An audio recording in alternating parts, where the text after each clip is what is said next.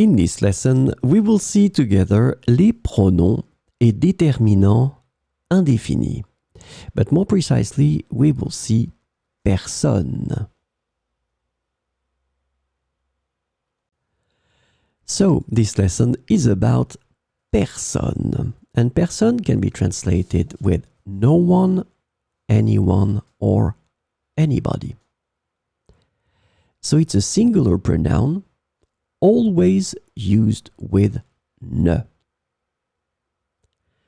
And it is the negation of quelqu'un, on, and tout le monde. So we'll see two examples. Je ne veux voir personne. Je ne veux voir personne. So as we saw, we start with ne, we put the verb, and then we finish with personne. It's also possible to use it as a subject, personne, so you start with it. Then you don't forget the ne, of course you drop the e because you've got a vowel after. So personne n'est encore arrivé.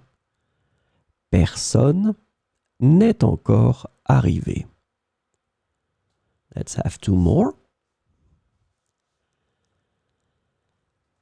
Elle n'a vu personne quand elle est allée au bureau. Elle n'a vu personne quand elle est allée au bureau. Same situation here. We start with ne, drops because you got the vowel after. And then you put personne here. And one more with personne as a subject. Personne ne veut aller avec moi à l'opéra. C'est vraiment dommage. Personne ne veut aller avec moi à l'opéra. C'est vraiment dommage. Same thing here. Remember, we start with personne as a subject. We need to put ne right after, and we continue the structure.